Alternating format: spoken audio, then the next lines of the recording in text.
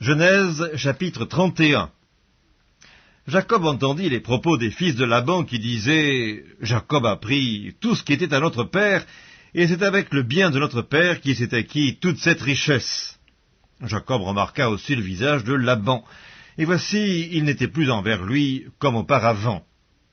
Alors l'Éternel dit à Jacob « Retourne au pays de tes pères et dans ton lieu de naissance, et je serai avec toi. » Jacob fit appeler Rachel et Léa, qui étaient au champ vers son troupeau. Il leur dit « Je vois au visage de votre père qu'il n'est plus envers moi comme auparavant, mais le Dieu de mon père a été avec moi.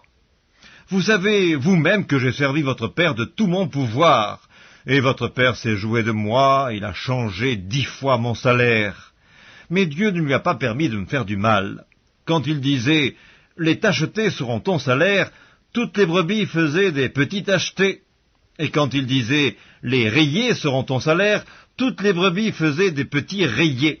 Dieu a pris à votre père son troupeau et me l'a donné. Au temps où les brebis entraient en chaleur, je levai les yeux et je vis en songe que les bouts qui couvraient les brebis étaient rayés, tachetés, marquetés. Et l'ange de Dieu me dit « Jacob !» Je répondis « Me voici !» Il dit « Lève les yeux et regarde, tous les bouts qui couvrent les brebis sont rayés, tachetés, marquetés, car j'ai vu tout ce que te fait Laban. Je suis le Dieu de Béthel, où tu as oint un monument, où tu m'as fait un vœu. Maintenant, lève-toi, sors de ce pays et retourne au pays de ta naissance. » Rachel et Léa répondirent et lui dirent « Avons-nous encore une part et un héritage dans la maison de notre père ? Ne sommes-nous pas regardés par lui comme des étrangères, puisqu'il nous a vendus et qu'il a mangé notre argent ? Toute la richesse que Dieu a ôtée à notre père appartient à nous et à nos enfants. Fais maintenant tout ce que Dieu t'a dit. » Jacob se leva et il fit monter ses enfants et ses femmes sur les chameaux.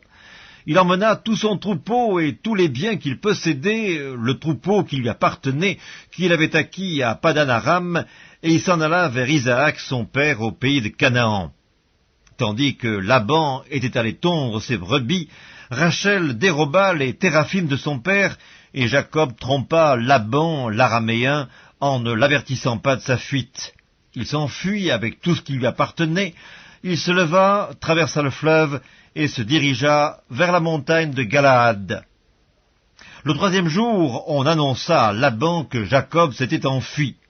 Il prit avec lui ses frères, le poursuivit 7 journées de marche, et l'atteignit à la montagne de Galaad. Mais Dieu apparut la nuit en songe à Laban, l'araméen, et lui dit « Garde-toi de parler à Jacob, ni en bien, ni en mal. » Laban atteignit donc Jacob. Jacob avait dressé sa tente sur la montagne, Laban dressa aussi la sienne avec ses frères sur la montagne de Galaad. Alors Laban dit à Jacob, « Qu'as-tu fait? Pourquoi m'as-tu trompé et emmènes-tu mes filles comme des captives par l'épée? Pourquoi as-tu pris la fuite en cachette? M'as-tu trompé et ne m'as-tu point averti? Je t'aurais laissé partir au milieu des réjouissances et des chants, au son du tambourin et de la harpe. Tu ne m'as pas permis d'embrasser mes fils et mes filles. C'est en insensé que tu as agi. Ma main est assez forte pour vous faire du mal, mais le Dieu de votre père m'a dit hier, garde-toi de parler à Jacob ni en bien ni en mal. Maintenant que tu es parti, parce que tu languissais après la maison de ton père, pourquoi as-tu dérobé mes dieux? » Jacob répondit et dit à Laban, « J'avais de la crainte à la pensée que tu m'enlèverais peut-être tes filles, mais périsse celui auprès duquel tu trouveras tes dieux. En présence de nos frères, examine ce qui t'appartient chez moi et prends-le. » Jacob ne savait pas que Rachel les eût dérobés. Laban entra dans la tente de Jacob, dans la tente de Léa, dans la tente des 2 servantes, et il ne trouva rien. Il sortit de la tente de Léa et entra dans la tente de Rachel. Rachel avait pris les téraphimes, les avait mis sous le bas du chameau et s'était assise dessus. Laban fouilla toute la tente et ne trouva rien. Elle dit à son père, « Que mon seigneur ne se fâche point si je ne puis me lever devant toi, car j'ai ce qui est ordinaire aux femmes. » Il chercha et ne trouva point les téraphimes. Jacob s'irrita et querella Laban. Il reprit la parole et lui dit, « Quel est mon crime, quel est mon péché, que tu me poursuives avec tant d'ardeur? Quand tu as fouillé tous mes effets, qu'as-tu trouvé des effets de ta maison? Produis-le ici devant mes frères et tes frères, et qu'ils prononcent entre nous deux. Voilà 20 ans que j'ai passé chez toi. Tes brebis et tes chèvres n'ont point avorté, et je n'ai point mangé les béliers de ton troupeau. Je ne t'ai point rapporté de bêtes déchirées, j'en ai payé le dommage. Tu me redemandais ce qu'on me volait de jour et ce qu'on me volait de nuit. La chaleur me dévorait pendant le jour et le froid pendant la nuit, et le sommeil fuyait de mes yeux. Voilà 20 ans que j'ai passé dans ta maison, je t'ai servi 14 ans pour tes 2 filles, et 6 ans pour ton troupeau, et tu as changé 10 fois mon salaire. Si je n'eusse pas eu pour moi le Dieu de mon père, le Dieu d'Abraham, celui que craint Isaac, tu m'aurais maintenant renvoyé à vide. Dieu a vu ma souffrance et le travail de mes mains, et hier il a prononcé son jugement. Laban répondit et dit à Jacob, « Ces filles sont mes filles, ces enfants sont mes enfants, ce troupeau est mon troupeau, et tout ce que tu vois est à moi. Et que puis-je faire aujourd'hui pour mes filles, ou pour leurs enfants qu'elles ont mis au monde? Viens, faisons alliance, moi et toi, et que cela serve de témoignage entre moi et toi. » Jacob prit une pierre, et il la dressa pour monument. Jacob dit à ses frères, « Ramassez des pierres. » Ils prirent des pierres et firent un monceau, et ils mangèrent là, sur le monceau. Laban l'appela Jégar Saüduta, et Jacob l'appela Galed. Laban dit que ce monceau serve aujourd'hui de témoignage entre moi et toi. C'est pourquoi on lui a donné le nom de Galed. On l'appelle aussi Mitzpah, parce que Laban a dit que l'Éternel veille sur toi et sur moi, quand nous serons l'un et l'autre perdus de vue. Si tu maltraites mes filles, et si tu prends encore d'autres femmes, ce n'est pas un homme qui sera avec nous. Prends-y garde, c'est Dieu qui sera témoin entre moi et toi. Laban dit à Jacob, « Voici ce monceau et voici ce monument que j'ai élevé entre moi et toi. Que ce monceau soit témoin et que ce monument soit témoin, que je n'irai point vers toi au-delà de ce monceau, et que tu ne viendras point vers moi au-delà de ce monceau et de ce monument pour agir méchamment. Que le Dieu d'Abraham et de Nachor, que le Dieu de leur père soit juge entre nous. » Jacob jura par celui que craignait Isaac. Jacob offrit un sacrifice sur la montagne, et il invita ses frères à manger. Ils mangèrent donc, et passèrent la nuit sur la montagne. Laban se leva de bon matin, embrassa ses fils et ses filles, et il les bénit.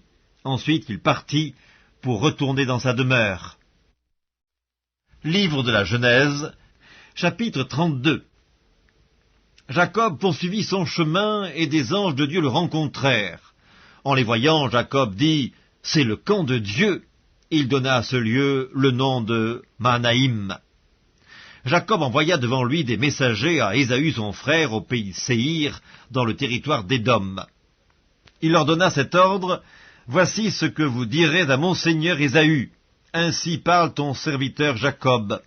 J'ai séjourné chez Laban et j'y suis resté jusqu'à présent. J'ai des bœufs, des ânes, des brebis, des serviteurs et des servantes, et j'envoie l'annoncer à mon seigneur pour trouver grâce à tes yeux. » Les messagers revinrent auprès de Jacob en disant, « Nous sommes allés vers ton frère Ésaü, et il marche à ta rencontre avec 400 hommes. » Jacob fut très effrayé et saisi d'angoisse. Il partagea en 2 camps les gens qui étaient avec lui, les brebis, les bœufs et les chameaux, et il dit, « Si Ésaü vient contre l'un des camps et le bat, le camp qui restera pourra se sauver. » Jacob dit, « Dieu de mon père Abraham, Dieu de mon père Isaac, Éternel, qui m'a dit, « Retourne dans ton pays et dans ton lieu de naissance, et je te ferai du bien. » Je suis trop petit pour toutes les grâces et pour toute la fidélité dont tu as usé envers ton serviteur, car j'ai passé ce Jourdain avec mon bâton, et maintenant je forme 2 camps. Délivre-moi, je te prie, de la main de mon frère, de la main d'Ésaü, car je crains qu'il ne vienne et qu'il ne me frappe, avec la mère et les enfants. Et toi, tu as dit, « Je te ferai du bien, et je rendrai ta postérité comme le sable de la mer, si abondant qu'on ne saurait le compter. » C'est dans ce lieu-là que Jacob passa la nuit. Il prit de ce qu'il avait sous la main pour faire un présent à Ésaü son frère. 200 chèvres et 20 boucs, 200 brebis et 20 béliers, 30 femelles de chameaux avec leurs petits qu'elles allaitaient, 40 vaches et 10 taureaux, 20 ânesses et 10 ânes. Il les remit à ses serviteurs, troupeau par troupeau séparément, et il dit à ses serviteurs, « Passez devant moi et mettez un intervalle entre chaque troupeau. » Il donna cet ordre au premier. « Quand Ésaü, mon frère, te rencontrera et te demandera, « À qui es-tu et où vas-tu et à qui appartient ce troupeau devant toi ?» tu répondras, « À ton serviteur Jacob, c'est un présent envoyé à mon seigneur Ésaü, et voici, il vient lui-même derrière nous. » Il donna le même ordre au second, au troisième, et à tous ceux qui suivaient les troupeaux.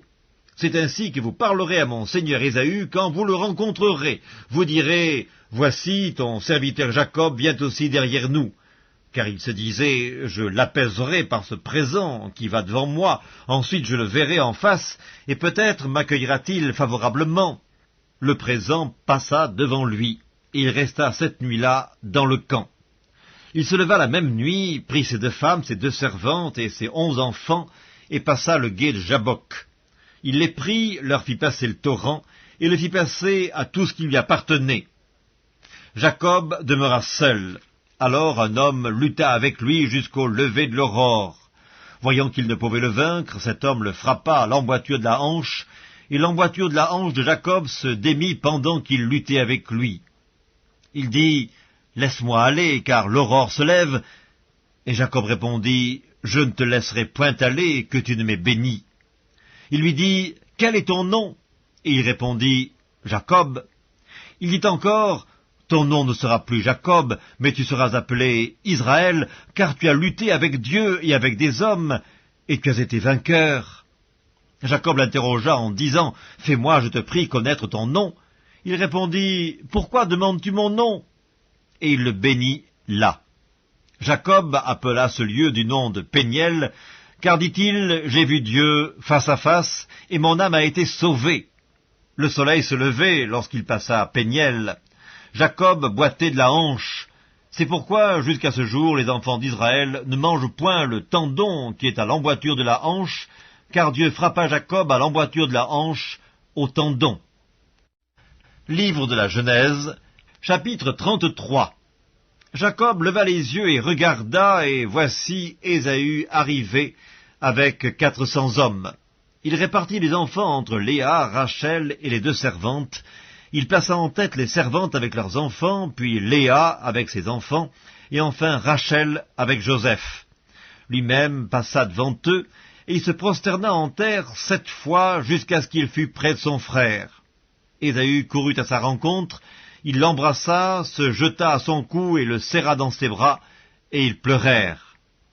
Ésaü, levant les yeux, vit les femmes et les enfants, et il dit, « Qui sont ceux que tu as là ?» Et Jacob répondit, « Ce sont les enfants que Dieu a accordés à ton serviteur. » Les servantes s'approchèrent, elles et leurs enfants, et se prosternèrent. Léa et ses enfants s'approchèrent aussi, et se prosternèrent. Ensuite Joseph et Rachel s'approchèrent, et se prosternèrent. Ésaü dit, « À quoi destines-tu tout ce camp que j'ai rencontré ?»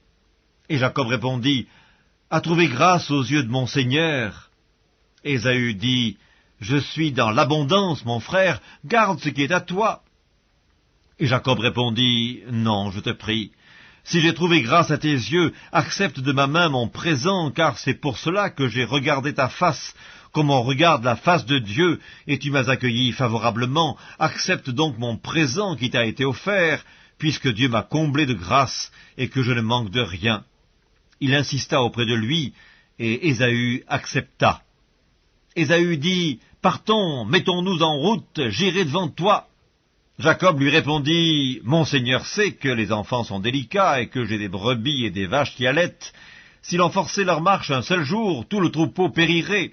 Que mon Seigneur prenne les devants sur son serviteur, et moi je suivrai lentement au pas du troupeau qui me précédera, et au pas des enfants, jusqu'à ce que j'arrive chez mon Seigneur, à Séhir. » Ésaü dit, « Je veux au moins laisser avec toi une partie de mes gens. » Et Jacob répondit, « Mais pourquoi cela? Que je trouve seulement grâce aux yeux de mon Seigneur. » Le même jour, Ésaü reprit le chemin de Séhir. Jacob partit pour Sukkot. Il bâtit une maison pour lui, et il fit des cabanes pour ses troupeaux. C'est pourquoi l'on a appelé ce lieu du nom de Sukkot. À son retour de Padan Aram, Jacob arriva heureusement à la ville de Sichem dans le pays de Canaan, et il campa devant la ville. Il acheta la portion du champ où il avait dressé sa tente des fils de Hamor, père de Sichem, pour 100 késitas. Et là, il éleva un autel qu'il appela El Eloé Israël.